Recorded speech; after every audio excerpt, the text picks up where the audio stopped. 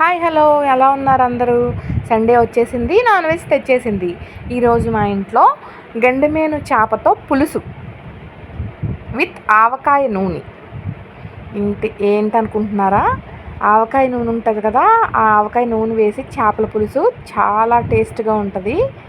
మీరు కూడా ఇలా ఒకసారి ట్రై చేసి చేపల పులుసు వండండి. ఎలా ఉందో నాకు కామెంట్లో చెప్పండి. ఇదైతే గండిమేను చేప అనేది తీసుకొచ్చారు. ఇదిగోండి చూడండి, ఇలా మా వారైతే చేప ముక్కల్ని ఇలా కొట్టించేసుకుని వచ్చారు. నేనైతే క్లీన్ చేసుకుని కడిగేసి శుభ్రంగా పసుపు, ఉప్పు, కొంచెం పెరుగు, నిమ్మకాయ వేసి కడిగితే నీచు వాసన అనేది ఉండదు. ఇందులో జన కూడా వచ్చింది. అదే కొంతమంది శన అంటారు, కొంతమంది జన అంటారు కదా, అది కూడా వచ్చింది. అది ఇంకొకసారి వేరే పులుసు చేసి వేరే వీడియోలో పెడతాను, చూడండి. ఇంకా ఈ ముక్కల్లో ఇవి కొంచెం పెద్ద సైజు ముక్కల్లానే కోసుకోవాలన్నమాట. ఇందులోకి ఆనియన్స్, అల్లం వెల్లిపాయ పేస్ట్, ఆల్రెడీ నేను స్టవ్ మీద చేపల పులుసు దాకా అనేది పెట్టేసుకున్నాను. ఇది హీట్ అవుతుంది.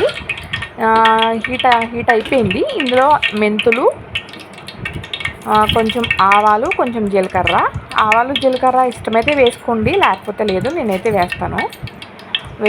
వేసేసి కొంచెం ఫ్రై అయిన తర్వాత ఆనియన్స్ వేద్దాం. ఈ చేపల పులుసు వచ్చేసి మా ఫ్రెండ్ నాతో షేర్ చేసింది. తను ఎలా పెడుతుందో అని అడిగితే ఒకసారి చేపల పులుసు ఈ స్టైల్లో పెడుతుంది అని చెప్పిందనమాట. నేను ట్రై చేశాను 2 సార్లు, చాలా బాగా వచ్చింది.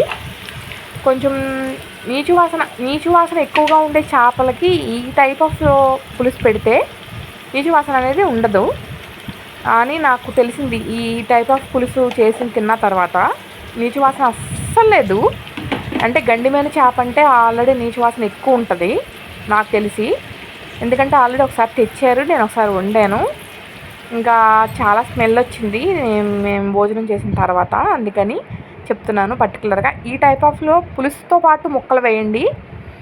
పులుసు మరుగుతున్నప్పుడు ముక్కలు వేయండి, నీచు వాసన అనేది అస్సలు ఉండదు. చెప్పాను కదా, ఆనియన్స్లో పసుపు, ఉప్పు వేసి ఫ్రై చేసుకోవాలన్నమాట. సిమ్లో పెట్టి మూత పెట్టి ఫ్రై చేశాను. ఇంకా ఈలోపు ముక్కలకు కూడా పసుపు, ఉప్పు, కారం మసాలా పడుతుంది కదా, చప్పగా లేకుండా చేప అనేది కలిపేసి పక్కన పెట్టేసుకోండి. ఆనియన్స్ వేగిపోయినాయి, ఎర్రగా వేయించుకోవాలి. ఇందులో అల్లం వెల్లిపాయ పేస్టు 2 స్పూన్ల వరకు వేసాను. ఇది కూడా సిమ్లో పెట్టి మూత పెట్టి పచ్చివాసన పోయే వరకు వేయించుకేసుకున్న తర్వాత చింతపండు ఆల్రెడీ నేను కడిగి నానబెట్టేసుకుని ఉంచాను. అది పులుసు అనేది ఆనియన్స్లో పిండేసుకోవాలన్నమాట. ఇలా పిండాలన్నమాట. పిండేసిన తర్వాత సరిపడా వాటర్ అనేది పోసుకోవాలి. ఎంత పులుసు అయితే మనకు కావాలో అంత పోసుకోవాలి. కొంచెం పచ్చివాసన పోయే వరకు పులుసును కూడా ఫ్రై చేయాలి, మరగనివ్వాలి. మరగనించిన తర్వాత అప్పుడు మసాలాలు అనేవి ఇందులో వేసుకోవాలి. ఇదిగోండి చూస్తున్నారు కదా, నేను సరిపడా వాటర్ అయితే పోసుకున్నాను. పులుసు అయితే మరిగిపోతుంది. ఇందులో వెల్లుల్లిపాయ 2-3 రొబ్బలు వెల్లుల్లిపాయలు తీసుకొచ్చి దంచేసి కచ్చాపచ్చగా వేసేయండి. గరం మసాలా, మెంతుల పొడి, ఒక స్పూన్ కారం ఇందులో వేసాను. 2 స్పూన్ల కారం ఏమో చేప ముక్కల్లో వేసాను. కొంచెం చూసి వేసుకోండి. ఆవకాయ పచ్చడిలో నూనె కూడా వేస్తాం కదా, ఆ ఘాటు కూడా ఇందులో వస్తుంది కదా. పచ్చిమిరపకాయలు వేసాం కదా, కొంచెం కారం చూసి ఎవరికి సరిపడా వాళ్ళు వేసుకోండి. ఇంకా ఇందులో ఇప్పుడు కరివేపాకు ఇష్టమైతే కరివేపాకు వేసుకోండి, ఇష్టం లేకపోతే మానేయండి. మేమైతే కరివేపాకు వేసుకుంటాం, బాగుంటుంది ఆ ఫ్లేవర్ కూడా. అందుకని ఈ స్టేజ్లో ఉన్నప్పుడే మనం సాల్ట్, కారం, పులుపు అనేది చెక్ చేసుకోవాలి. కొంచెం పులుపు తగ్గితే కొంచెం పులుసు పిండుకోండి, కొంచెం కారం తగ్గినా కారం వేసుకోవచ్చు. ఇంకా కరివేపాకు వేసేసిన తర్వాత ఈ ముక్కలను కూడా వేసేస్తున్నాను. ఎందుకంటే ఫస్ట్ నేను ఎప్పుడు చెప్పేదే తలకాయ అనేది మధ్యలో పెట్టుకోవాలి. చేపల పులుసు దాకా మధ్యలో చుట్టూ ముక్కలు అనేది పెట్టేసుకోవాలి. పెట్టేసుకున్న తర్వాత మూత పెట్టేసి సిమ్లో పెట్టి ముక్క అనేది ఉడికే వరకు, కొంచెం ఒకవైపు ఉడికే వరకు ఉడకపెట్టుకోవాలి. ఇలా అన్ని ముక్కలు కూడా ఒక ముక్క పక్కన ఇంకో ముక్క అనేది పక్కన అనేది మనం పెట్టుకోవాలి.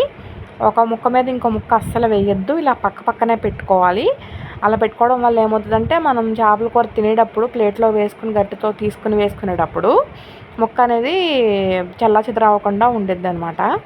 ఇంకొండి ఉడుకుతుంది కదా, ఒకవైపున ఆల్రెడీ ముక్క ఉడికిపోయింది.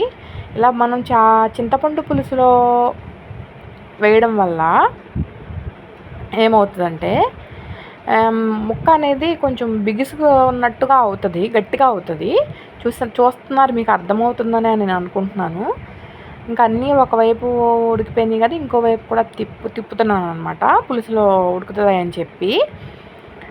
అలా అన్నిటినీ తిప్పేసుకున్న తర్వాత కొంచెం కొత్తిమీర వేసుకుని, మళ్ళీ లాస్ట్లో వేసుకుందాం కొంచెం కొత్తిమీర వేసుకున్నాయి. కొంచెం మళ్ళీ మూత పెట్టుకుని బాగా ఉడకనివ్వాలి.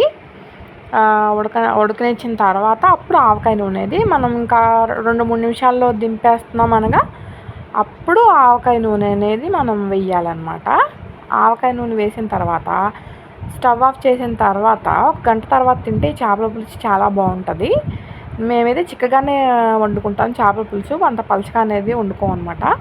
ఇదిగోండి, మెయిన్ ఇంగ్రీడియంట్ వచ్చేసి ఆవకాయ నూనె. ఒక 2 టీ స్పూన్ల ఆవకాయ నూనె అనేది అయితే వేసాను. ఇంకా మిగిలిన ఉన్న కొత్తిమీర కూడా అందులో వేసేస్తున్నాను. వేసేసి ఇంకా ఇంకొక 2 నిమిషాలు పులుసు అనేది కొంచెం ఉడికితే బాగుంటుంది. మూత పెట్టి ఇంకొక 2 నిమిషాలు ఉడికించిన తర్వాత చూడండి, ఇంకా అసలు గరిట అనేది అస్సలు పెట్టద్దు. కొంచెం ఆయిల్ బాగా తేలిపోయింది కదా, అయిపోయినట్టే, రెడీ అయిపోయినట్టే పులుసు అనేది. ఇంకా చూడండి, ఒకసారి కొంచెం క్లాత్ పెట్టి ఇలా చేపల కూర దాకా ఇలా ఊపినట్టుగా చేసి ఇంకా సర్వ్ చేసుకోవడమే, ఆఫ్ చేసేసి. బాయ్ అండి.